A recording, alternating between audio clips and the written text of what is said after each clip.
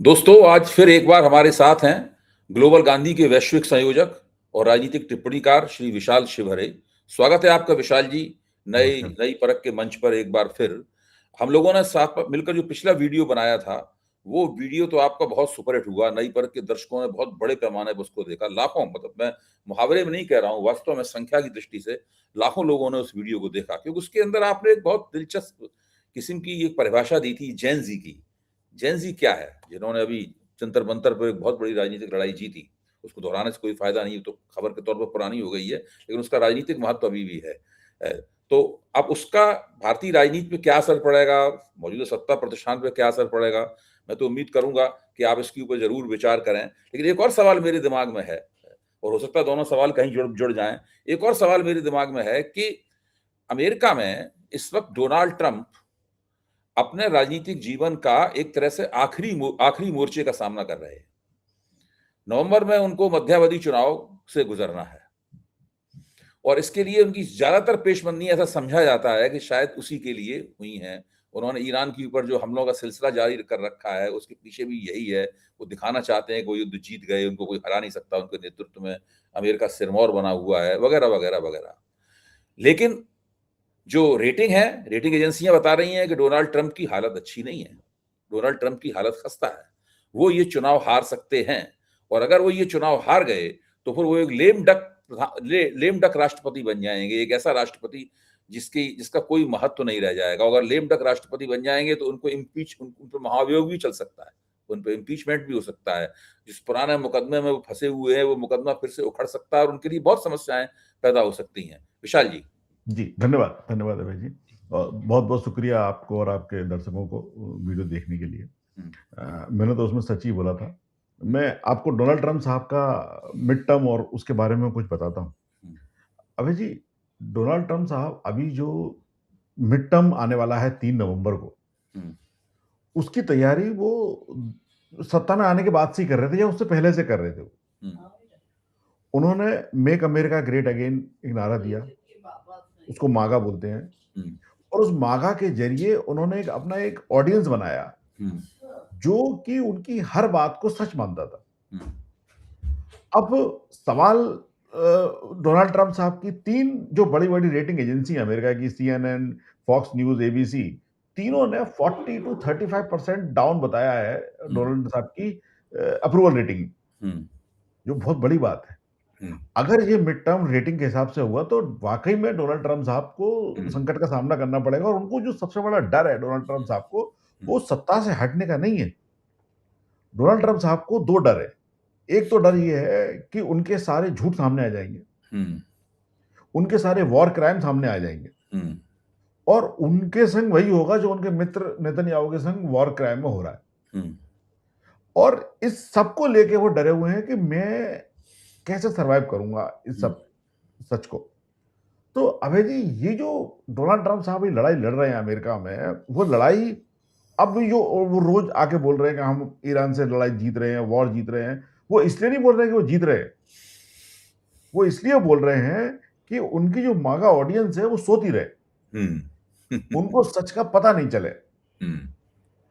चाहे वो बार बार ईरान की बात हो, चाहे वो टैरिफ की बात हो, चाहे वो दुनिया पे फिर से टैरिफ लगाने की बात हो, या यूएस की इकोनॉमी की बात हो, वो सारी बातें इसलिए करते हैं जिससे कि उनकी जो मागा ऑडियंस है वो जग के खड़ी नहीं हो जाए। लेकिन सच्चाई कहीं ना कहीं से स्लिप होकर निकल ही जाती है, जी। और जब वो निकल के आगे बढ़ जाती है तो उस जो राइट विंग का जो कम्युनिकेशन मॉडल है, उसको एक ही डर सताता है बार बार कि हम कहीं अपनी ऑडियंस, जो हमारी अंधभक्त टाइप की ऑडियंस है, जो हमको हमारे अलावा कुछ सुनने को तैयार ही नहीं है, वो कहीं जग के खड़ी नहीं हो जाए। इसलिए वो हर मंच पे आके बातें करते हैं, हर मंच पे आके अनर्गल बातें करते हैं।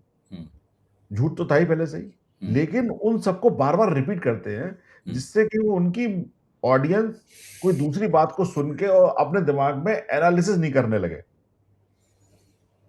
ये है असली कहानी, और यही कहानी आपको शायद भारत में भी सुनाई दे रही होगी या दिख रही होगी।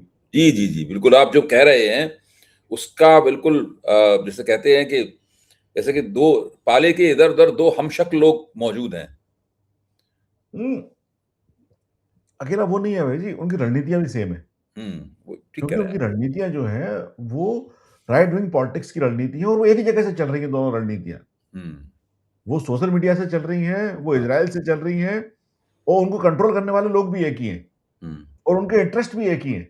हुँ, अभय जी, आज जो जेन ज़ी वर्ड आप बात कर रहे हैं या भारत में नया तबका निकला है जेन ज़ी और उससे आपको लग रहा है कि मोदी जी और आरएसएस घबराए हुए हैं, हुँ, तो वो घबराए हुए उनसे नहीं है भई। हुँ, हुँ, वो इस बात से घबराए हुए हैं कि जेन ज़ी की बात को कहीं उनका जो ऑडियंस है, हुँ।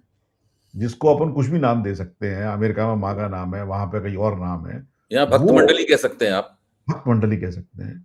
वो ऑडियंस कहीं इस बात से जग नहीं जाए और वो सोचने नहीं लगे। हुँ, भई आज आप जैसे अपन एग्ज़ाम्पल लेते हैं, वो बच्चों पर जाति का मामला है, हुँ, लाठीचार्ज का मामला है। हुँ, आपके खुद के नागरिकों पे, निहत्थे नागरिकों पे, खासकर बच्चों पे, हुँ, कोई भी सिविलाइज़ेशन या कोई भी एडमिनिस्ट्रेशन लाठीचार्ज नहीं कर सकता हुँ, या उनको इतनी बर्बरता से हैंडल नहीं कर सकता। हुँ, ये दुनिया में आपको 3 ही जगह मिलेंगे अभय जी, एग्ज़ाम्पल। एक मिलेगा आपको इज़राइल में, हुँ, गाज़ा में होते हुए देखेंगे आप। हुँ, दूसरा आपको मिलेगा अमेरिका में आइस करती है जो आजकल। हुँ। क्या बताया? अमेरिका में जो आइस करके ऑर्गनाइज़ेशन है, आइस, अच्छा। हाँ, अ, वो करती है और तीसरा भारत में हो रहा है। आइस के बारे में ज़रा बता दीजिए थोड़ा-सा? जी। हाँ, आइस एक अमेरिका की ऑर्गनाइज़ेशन है, जो कि बॉर्डर कंट्रोल को देखती है या जो इल्लीगल इमिग्रेंट्स भी अमेरिका में होते हैं, उनकी एंट्री और एग्ज़िट को देखती है और उनको पकड़ती है। हुँ, उसको डोनाल्ड ट्रम्प साहब ने एक एक्स्ट्राऑर्डिनरी पावर दे दी है, जो बिना वारंट के जा सकती है किसी के घर में भी, किसी को भी सर्च कर सकती है, अच्छा, अच्छा, किसी को समझ गया, हाँ, समझ गया। वो एक तरह के भारत के गौरक्षक हैं। हुँ। हाँ, वो इमिग्रेशन को रोकने के नाम पे जो हुँ, जातियाँ आजकल अमेरिकन जनता पे कर रहे हैं, वो हुँ, अलग ही लेवल की हैं वो। हुँ, हुँ, हुँ, तो ये 3 ही सरकारें ऐसी हैं अभय जी, जो हुँ, विश्व में आज की डेट में अपनी ही पॉपुलेशन पे एट्रोसिटीज़ करते हैं। हुँ, इस बात से अमेरिका की जनता बहुत क्षुब्ध है, जी। आइस की बात से। सेम प्रॉब्लम इनको लग रहा है भारत में, कहीं किसी तरह से उनकी जो खुद की ऑडियंस है, जिसको भक्त मंडली बोल सकते हैं अपन, वो अगर जग गई हुँ। और उस वो सोचने लगी एनालिसिस करके, तब दिक्कत खड़ी होगी। अभी आज की डेट में तो कोई दिक्कत नहीं है। ये तो विशाल जी आपने बहुत बड़ी बात कह दी, एक तरह की नई बात कह दी आपने। और बात में से बात निकलती है। आप डोनाल्ड ट्रम्प का विश्लेषण कर रहे थे और उसमें से निकल आई ये बात, डोनाल्ड ट्रम्प जो लगातार झूठ बोल रहे हैं, अनर्गल बातें कर रहे हैं, बार-बार उनको दोहरा रहे हैं, इसलिए दोहरा रहे हैं ताकि उनका जो मागा आधार है, मेक अमेरिका ग्रेट अगेन वाला, यानी डोनाल्ड ट्रम्प की अपनी जो भक्त मंडली है, अमेरिकी संदर्भ में उसको मागा बोलते हैं, वो कहीं डोनाल्ड ट्रम्प की असलियत की जाँच ना करने लगे। जी। और बिल्कुल। उसी तर्ज पर भारत में जिस चीज़ को जेन ज़ी कहा जा रहा है और जो जिसने अभी जंतर-मंतर पे एक बड़ी लड़ाई लड़ी, तो मोदी जी और भारतीय जनता पार्टी और राष्ट्रीय स्वयंसेवक संघ के मन में कहीं न कहीं ये डर है कि कहीं इस जेन ज़ी के चक्कर में उनकी अपनी जो भक्त मंडली है, वो भक्त मंडली कहीं उनकी असलियत की उन उन उनकी उनकी असलियत को डबल चेक ना करने लगे। डबल चेक नहीं, स अबे डबल चेक की ज़रूरत ही नहीं है। हाँ। सी आप सी आपने आपने अपनी ऑडियंस से क्या प्रॉमिस किया था? हुँ, कि भारत का रुपया हम ₹45 ले आएँगे, हुँ, किसानों की आमदनी को हम डबल कर देंगे 2022 तक, हुँ, भारत में 1000 या 100 स्मार्ट सिटी बनाएँगे, हुँ, 2 करोड़ रोज़गार देंगे, हुँ, भारत को हम विकसित देश बनाएँगे, ये सब आपने बोला था।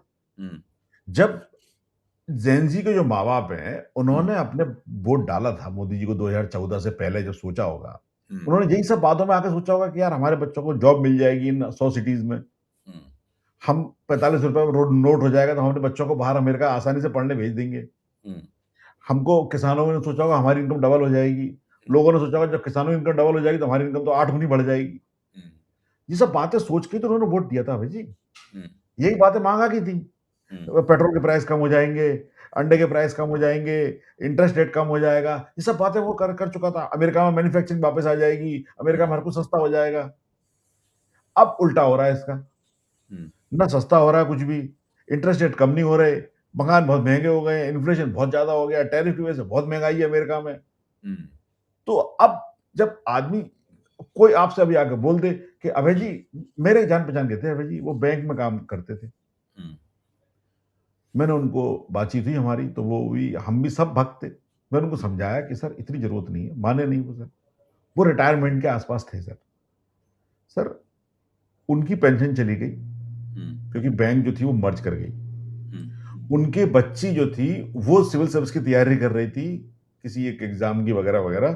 पेपर लीक की वजह से उसको जॉब नहीं मिला। हुँ, उसके बाद आज उनके पास अपने बच्चों के बच्ची वो ओवर एज हो गई। जब अभय जी आप सब देखते हो, तो कहीं न कहीं जाके आपको लगता है कि ये सब बातें हमसे की गई थी। मेरा हुँ, भविष्य, मेरे बच्चों का भविष्य, सबका भविष्य कहाँ है? मैं हुँ, किस लिए मैंने वोट किया था, क्यों किया था? हुँ, इस बात पे कहीं लोग सोचने ना लगे। हुँ, इस बात से मोदी जी और ट्रम्प साहब दोनों घबराए हुए हैं हुँ, और इसके लिए वो नए-नए प्रपंच रखते रहते हैं। हुँ, ये जो डायवर्जन की पूरी इनकी जो टेक्नीक है, हुँ, ये सब टेक्नीक केवल और केवल इसलिए है कि कहीं लोग उन असली एनालिसिस नहीं करने लगे, उनकी खुद की ऑडियंस। हुँ, बाकी उन्हें किसी की ज़रूरत नहीं है, ना उन्हें जेन ज़ी की ज़रूरत है, ना उन्हें और किसी वोट की ज़रूरत है, ना उन्हें किसी की ज़रूरत है। उनके हुँ, पास मेंबर ऑफ पार्लियामेंट हैं, उनके हुँ, पास सरकार है, उनकी सब इंस्टीट्यूशन पे कब्ज़ा है। हुँ, उनके पास जो सबसे वीकेस्ट पॉइंट है वो ये है कि उनके खुद की ऑडियंस हुँ। सही एनालिसिस नहीं करने लगे या उनसे सवाल नहीं पूछने लगे। अच्छा, अब एक आप ए ठीक-ठीक वो तो नहीं जैसा आप कह रहे हैं, लेकिन एक इसी तरह की इससे मिलती-जुलती परिस्थिति बीजेपी के सामने प्रकट होने वाली है। हुँ, वो मैं आपके सामने रखना चाहता हूँ। आप जी, उसका विश्लेषण करना क्योंकि वो उस प्रश्न के ऊपर आप पहले भी प्रकाश डालते रहे हैं। जी।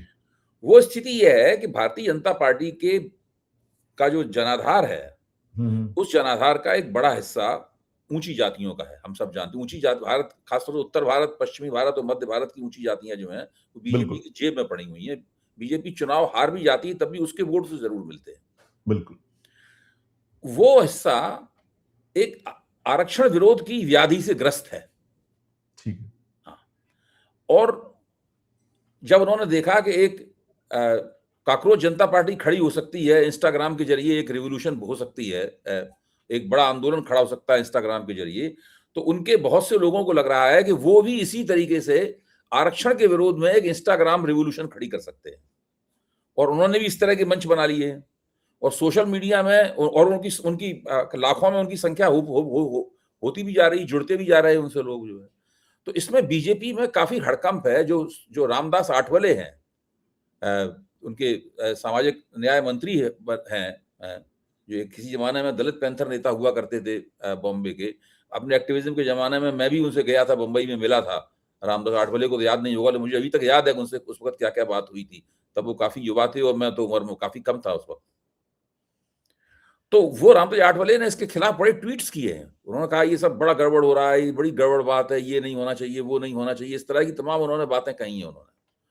तो अभी इसी तबके को यूजीसी नियमावली का विरोध करने के दौर में हम देख चुके हैं कि उन्होंने कितना उग्र विरोध किया था और जिस तरीके से जंतर मंतर पर नरेंद्र मोदी और अमित शाह के पोस्टर फाड़े गए, उनको गालियां दी गई या उनको अपमानित किया गया, और कुछ इस तरह के अपशब्द भी कहे गए जो नहीं कहे जाने चाहिए थे।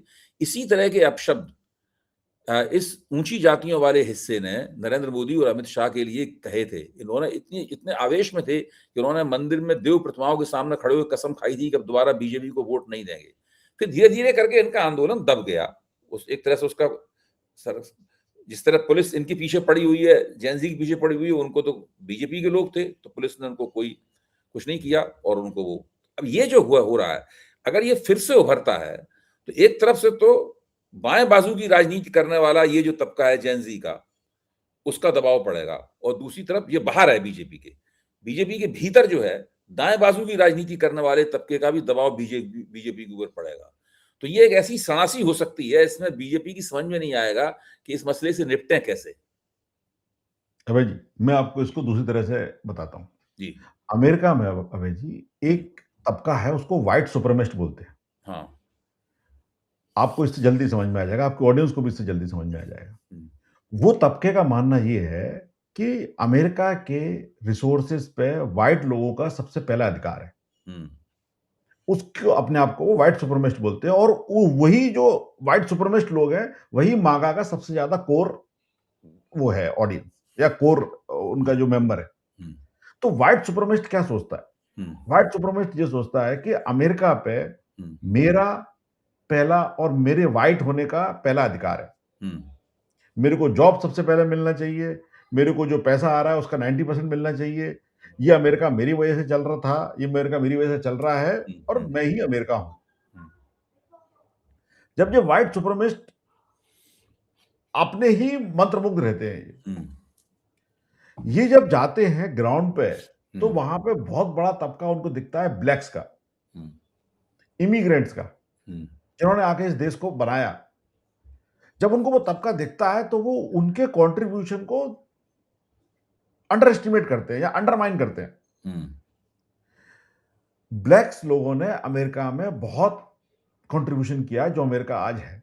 हम्म, इमिग्रेंट लोगों ने, खासकर भारत के इमिग्रेंट लोगों ने अमेरिका को बनाने में जो सहयोग दिया है, जो बनाया है, वो मतलब बताया नहीं जा सकता। हम्म, मेक्सिको के लोगों ने जो बनाया है वो बताया नहीं जा सकता। जी, जब ये सब बातें ग्राउंड पे इनके सामने रखी जाती हैं या आती हैं, हम्म, तब इनको एक इंफीरियरिटी कॉम्प्लेक्स या इनको एक डर सा महसूस होता है कि ये सच्चाई है, लेकिन हम इससे भागे कैसे। हम्म, तब एक राइट विंग पॉलिटिक्स का पॉलिटिशियन आके अपना जाल, बातों का जाल फेंकता है हम्म, और उनको एश्योर करता है कि अमेरिका पे फर्स्ट रिसोर्सेज पे आपका अधिकार है हम्म, और इसके लिए मैं कई तरह के कानून बनाऊंगा, इसके लिए मैं इमिग्रेंट्स को भगाऊंगा, इसके लिए मैं जो मांगा है मेक अमेरिका ग्रेट अगेन बनाऊंगा। सब बातें करके वो अपनी राजनीतिक रोटियां सेंक लेता है। हम्म, लेकिन राजनीतिक रोटियां और सच्चाई दोनों अलग अलग चीजें हैं। हम्म, जब इन दोनों का मेल नहीं होता तब जाके क्लैश खड़ा होता है। हम्म, यही स्थिति भारत में है भाई जी। हम्म, भारत में एक तबका किसी ने भी काउंटर कर लिया हो या कलेक्ट कर लिया हो, वो जो समझता है कि भारत के रिसोर्सेज पे पहला अधिकार हमारा, हम्म, और उस बात को वो रिजर्वेशन नहीं होना चाहिए, ये नहीं होना चाहिए, वो नहीं होना चाहिए, इस तरह की बातों को लेके एक पॉलिटिकल पार्टी उनसे बात करती है और वो उस नेट के अंदर आ जाते हैं। हम्म, ये एक पॉलिटिकल वो हो सकती है, आइडियोलॉजी की प्रॉब्लम हो सकती है या एक पॉलिटिकल इशू की प्रॉब्लम हो सकती है, लेकिन इससे सच्चाई नहीं बदल जाती। हम्म, सच्चाई जो अमेरिका की है और जो भारत की है वो दोनों एक हैं। हम्म, भारत, अमेरिका में ब्लैक्स लोगों ने और भारत में पिछड़े वर्ग के लोगों ने, एससी एसटी लोगों ने जो हम्म, देश को बनाने में कंट्रीब्यूशन किया है, उसको भुलाया नहीं जा सकता। हम्म, इससे आप बात कर सकते हैं, हिंसा कर सकते हैं, कुछ भी कर सकते हैं, डाइवर्जन क्रिएट कर सकते हैं नए लेवल का, हम्म, लेकिन उस डाइवर्जन से कुछ होने वाला नहीं है। आज की डेट में जेन जी ने एक चीज तो सिद्ध कर दिया भाई जी। आपको पता है इसमें धर्मेंद्र प्रधान जी का इस्तीफा कैसे हुआ? हम्म, धर्मेंद्र प्रधान जी एचआरडी के मिनिस्टर थे। हम्म, अभी तक भारत सरकार की जो जो कम्युनिकेशन की निंजा टेक्नोलॉजी है, हम्म, उस निंजा टेक्नोलॉजी में क्या होता है कि अगर एचआरडी का मामला है तो हेल्थ मिनिस्टर आके एड्रेस करेगा, हम्म, हम्म, अगर वो फाइनेंस का मामला है तो ट्रैवल का मिनिस्टर आके एड्रेस करेगा, हम्म। कॉमर्स का अगर मामला है तो टेक्नोलॉजी का मिनिस्टर आके एड्रेस करेगा। तो आप जो तो आपका रिस्पॉन्सिबल आपका आदमी, कहना है कि इसीलिए हरदीप पुरी का मसला है, एथनॉल वाला, उसको एड्रेस करते थे रोड ट्रांसपोर्ट मंत्री नितिन गडकरी ही। और क्या, वो उसमें उसमें E20 जो मामला है, हम्म, एथनॉल ब्लेंडिंग का मामला है, वो पेट्रोलियम डिपार्टमेंट का मामला है। हाँ, उसको एड्रेस कर रहे हैं वो नितिन गडकरी। नितिन गडकरी, उनको भी लेना देना नहीं है। हम्म, वो तो आए, आप रिस्पॉन्सिबिलिटी फिक्स नहीं कर सकते। ये निंजा टेक्नोलॉजी बोलते हैं इसको अभय जी। हम्म, हम्म, जैन जी ने इस निंजा टेक्नोलॉजी को तोड़ते हुए हम्म, एचआरडी मिनिस्टर को घेर लिया। हम्म, उन्होंने ये प्रूव कर दिया कि ये हेल्थ मिनिस्टर का काम नहीं है, ये एचआरडी मिनिस्टर की गलती है। हम्म, इस वजह से इस्तीफा हो पाया। तो जैन जी इन सब डाइवर्जेंस की टेक्नोलॉजी से थोड़ा सा समझदार है, हम्म, क्योंकि वो समझता है कि उनके पेरेंट्स ने डाइवर्जेंस से कर करके देश को कहां पहुंचा दिया। हम्म, तो इसलिए वो चल नहीं पा रहा। यही अमेरिका में नहीं चल पा रहा भाई जी। हम्म, यही दिक्कत अमेरिका में आ रही है, अकेली भारत में नहीं आ रही है। अच्छा, आपने जो समानता रखी है ट्रंप की दुर्गति में और मोदी की दुर्गति में, जो समानता रखी है, संभावित दुर्गति भी मैं कहूंगा, हाँ, अभी दोनों सत्ता में हैं और जमे हुए हैं सत्ता में, जो मन में आ रहा है वो कर रहे हैं। उसमें एक छोटा सा अंतर मुझे दिखाई पड़ता है, वो मैं आपके सामने पेश करना चाहता हूं। वो अंतर ये है कि ट्रंप तो खुलकर अश्वेतों के खिलाफ है, ट्रंप तो खुलकर जो आप्रवासी हैं, बाहर से आए हुए लोग हैं, उनके खिलाफ है, खुलकर खिलाफ है। वहां कोई संकोच नहीं है, किसी किस्म की कोई लीपापोती नहीं है उसमें। बीजेपी लीपापोती का खेल भी खेलती है। बीजेपी एक तरफ तो उन लोगों के वोटों पर टिकी हुई है जो मानते हैं कि इस देश के सभी संसाधन उनके लिए ही होने चाहिए, और उसमें मेरिट का आर्गूमेंट देते हैं, आरक्षण विरोधी तर्क देते हैं, होने चाहिए। साथ में उसे चूंकि वोट चाहिए बड़े पैमाने पर, केवल ऊंची जातियों के वोटों से तो बीजेपी सत्ता में नहीं आ सकती, इसलिए वो दलितों और पिछड़ों को भी एक झांसा देते हैं जबरदस्त कि बीजेपी उनकी भी पार्टी है और उनको एक पॉलिटिकल प्लेइंग फील्ड देगी। हालांकि धीरे धीरे ये मोह भी टूटता जा रहा है। 2024 के चुनाव में बीजेपी को ओबीसी और दलितों के और आदिवासियों के वोट उतने नहीं मिले थे, इतने बीजेपी ने उम्मीद की थी। अगर उतने वोट मिल जाते तो बीजेपी की सीटें गिरती क्यों? तो बीजेपी डबल गेम खेलती है। ट्रंप डबल गेम कब से नहीं खेल रहा है, ट्रंप खुल के खेल रहा है। हाँ, अभय जी, हाँ बताइए। सेम सेम अच्छा, जो भारतीय जनता पार्टी वहां कर रही है, वहां पे आप देख पा रहे हैं, समझ पा रहे हैं। यहाँ पे आपको मैं समझाता हूँ। अच्छा, अभय जी, पब्लिकली व्हाइट सुप्रीमेसी को ही सपोर्ट करना, प्राइवेटली जो एससी एसटी कम्युनिटी के या जो माइनॉरिटी कम्युनिटी के या ब्लैक कम्युनिटी के लोग हैं यहाँ पे, उनको प्राइवेटली प्रेस करना, उनके लिए काम करना, उनको लफबाजी के बातों में फंसा लेना। यहाँ पे ब्लैक कम्युनिटी ने और लैटिनो कम्युनिटी ने ट्रंप को बहुत वोट दिए, जहां तक कि इंडिया के कम्युनिटी ने भी बहुत वोट दिए। कमला हैरिस जो थी वो इंडियन थी, इंडियन ओरिजिन की थी वो, उसके बाद भी हार गई वो, बुरी तरह हारी, पूरी तरह हारी। नहीं, ये इनको इन कम्युनिटी ने वोट दिए, वही तिलिस्म नहीं टूट जाए, अच्छा, इसकी चिंता है कि हम आप कर कुछ रहे नहीं उनके लिए, आप इंडियंस को भगा रहे हैं, पीट रहे हैं। कई जी रोज 1 या 2 इंडियन हेट क्राइम का शिकार होकर मर रहा है यहाँ पे, रोज। आप उनको पिटवा रहे हो, आपके पास कुछ देने को नहीं है। अब इंडियन समझ रहा है, लैटिनो समझ रहा है, ब्लैक समझ चुके हैं। यही प्रॉब्लम भारत में फेस हो रही है। आप बंगाल में मछली खा गए, आप नॉर्थ में तो मछली नहीं खा पा रहे, वहां तो आप गाय बचाने की बातें कर रहे हैं। आज मोदी जी न्यूजीलैंड में गए थे, वो मीट एक्सपोर्ट की बात कर रहे थे। भारत से मीट एक्सपोर्ट कैसे हो सकता है? क्या भारत का मीट एक्सपोर्ट बंद हो गया? और खासकर गौ मीट का एक्सपोर्ट, दुनिया के सबसे बड़े एक्सपोर्टर्स में से एक है बीफ का भारत। फिर कैसे आपने कैसे मैं कह रहा हूं, गाय काटने में तो आपका अधिकार नहीं है, मान ली किसी ने काट दी रात को, एक्सपोर्ट तो आप ही करवा रहे हो। आप एक्सपोर्ट कैसे हो सकता है बिना भारत सरकार की मर्जी के? मैं तो ये समझ में नहीं आ रही भाई। उसमें फॉर्म होता है, उसमें वेरिफिकेशन होता है। नहीं, वो तो भारत सरकार की मर्जी के एक्सपोर्ट कैसे हो सकता है? सही बात है। तो वो अमन कर रहे हैं, हो रहा है एक्सपोर्ट। तो कहीं ना कहीं तो कॉन्ट्राडिक्शन है ही रियलिटी में। यही कॉन्ट्राडिक्शन पब्लिक में जब आने लगता है और लोग सवाल,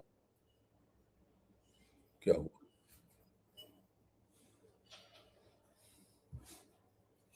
क्या हुआ सर? बोलिए सर, जब यही कॉन्ट्राडिक्शन जो है वो एक्सपोज होने लगता है, तब जाके ये दोनों लोग बाहर निकलते हैं और इस तरह की वीडियो बना के आधी रात को देते हैं और इसको स्ट्रेटेजी की तरह बताते हैं। वो ये स्ट्रेटेजी नहीं है, ये रिएक्शन है, अपनी ऑडियंस के पास सच्चाई ना पहुंच जाए उसका। तो अब हम लोग अपनी चर्चा के आखिरी दौर में हैं। आप डोनाल्ड ट्रंप और नरेंद्र मोदी, बरक्स नरेंद्र मोदी, दोनों पहलुओं को एक साथ संबोधित कर रहे हैं इस समय। तो डोनाल्ड ट्रंप की रेटिंग एजेंसियां तो साफ तौर पर बताती हैं कि उनका निकट भविष्य खतरे में है, निकट भविष्य खतरे में है, और उनको बहुत मुश्किल होगी इस चुनाव में बचने में, और अगर वो चुनाव हार गए ये, तो उनकी राजनीति की एक तरह से इतिश्री हो जाएगी। क्या ऐसा ही कुछ नरेंद्र मोदी के साथ भी घटित होने वाला है, जैसा डोनाल्ड ट्रंप? यहाँ तो कोई रेटिंग एजेंसियां अभी सक्रिय हुई नहीं है, और मोदी जी को रेटिंग एजेंसियां दिखाएंगी भी नहीं इतनी, क्यों? यहाँ रेटिंग एजेंसियों का जो काम है वो भी तो सब प्रबंधित होता है, मैनेज्ड होता है, मतलब। अभय जी, बिल्कुल आपने सही सवाल पूछा। हम्म, इन दोनों नेताओं के पास हम्म, रेटिंग एजेंसी से ज़्यादा सोफिस्टिकेटेड टेक्नोलॉजी है, हम्म, और वो टेक्नोलॉजी है डेटा और डेटा एल्गोरिदम्स की। हम्म, इनके पास सोशल मीडिया कंपनी, इनकी खुद की ऐप्स, इनके खुद के जो मोदी जी के खुद की ऐप है, कई और एजेंसीज की ऐप हैं, जो कि लाइव डेटा देती है। हम्म, और वो लाइव डेटा जो है वो काफ़ी ब्रॉड डेटा होता है, काफ़ी डिटेल्ड माइन्यूट डेटा होता है। हम्म, क्या चल रहा है, क्या वायरल है, क्या पीक पे है, किस टॉपिक पे बात करना चाहिए, क्या-क्या सेंटेंस में बात करना चाहिए। आप बहुत छोटी-छोटी चीज़ों को डिटेल में जाके इसको एड्रेस करते हैं, इस आज के नेता।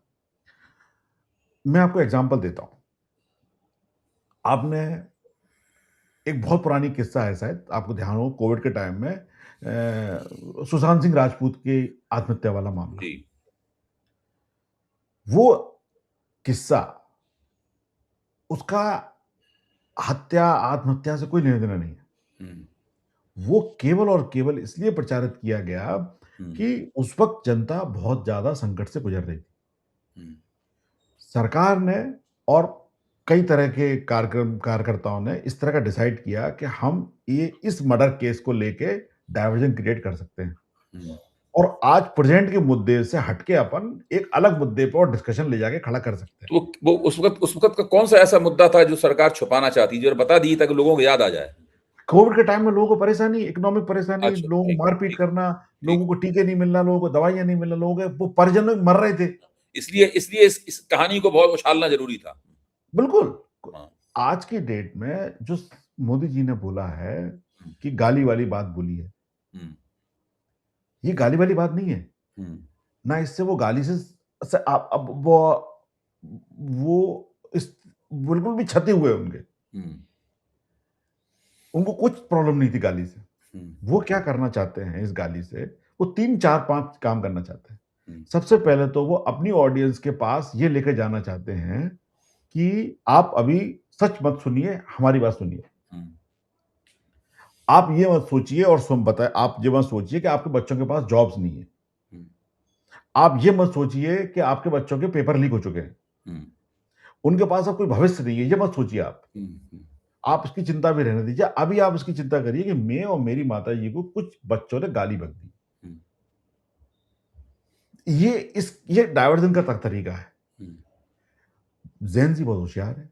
हम्म, देखते हैं क्या होता है। हम्म, उनके माँ-बाप को अगर लगता है जो इनके वोटर हैं, कि हमको ये मुद्दे ज़्यादा ज़रूरी हैं, हम्म, वो इस मुद्दे पे टिके रहेंगे। हम्म, मोदी जी की माँ की गाली, और उन्होंने बोल ही दिया है कि हम्म, हमें ये वो उनको सुधारना है, हम्म, उद्दंड बच्चों को सुधारना है। तो हो हम्म, सकता है वो सुधार लें। हम्म, लेकिन एक चीज़ कन्फर्म है अभय जी, हम्म,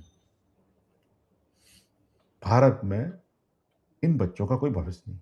हम्म, बड़े ही दुःख की बात है, हम्म, इतना बड़ा देश, इतना बड़ा टैलेंट पूल, और उसके पास कोई भविष्य नहीं। और इतनी बड़ी आबादी इन बच्चों की, 25 से 30% भारत की आबादी सीधी सीधी जेन जी है। यही तो मैं आपसे कह रहा हूँ। जब हाँ। मोदी जी 2012 में उन्होंने मुझे खुद समझाया था अभय जी हम्म, कि डेमोग्राफिक डिविडेंड, हम्म, 40% आबादी जो है वो एक यंग आबादी है। हम्म, 40% किसी कंट्री की आबादी यंग होना, इसका मतलब उसके पास ग्रोथ के कितने प्रोस्पेक्ट हैं। ठीक बात। और आज की डेट में कोई जॉब नहीं बचा हुआ है, केवल 2 जॉब बचे हैं, ज़ोमैटो हम्म, या उबर। ओवर। और आप 3-4 साल जॉब कर सकते हैं इसके अंदर, 5 साल, इससे ज़्यादा आप जॉब नहीं कर सकते, क्योंकि आपकी बॉडी खत्म हो जाती है। हर बच्चा जानता है, हम्म, माँ-बाप उनके, देखते हैं क्या होता है।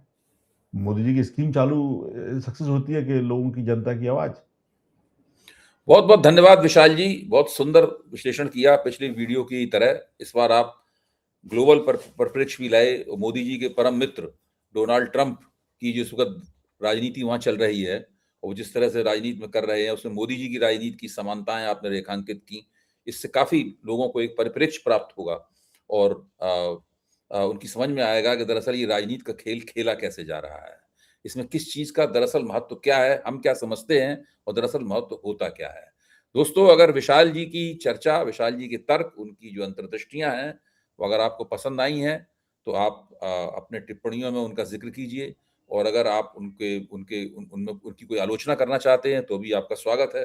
आपकी नसीहत जो होगी, उसका भी हम स्वागत करते हैं, और मुझे पक्का विश्वास है कि आप विशाल जी और नई परख पे जो चर्चाएँ होती हैं, उन चर्चाओं को आगे भी पसंद करेंगे, और हम लोग बार-बार आपके पास आएँगे, और आपकी टिप्पणियाँ बहुत ज़रूरी हैं, उनको ज़रूर पेश कीजिए, ताकि हमें मदद मिलती है कि हम अपने आप को सुधार सकें। बहुत-बहुत धन्यवाद एक बार फिर। जी, धन्यवाद अभय।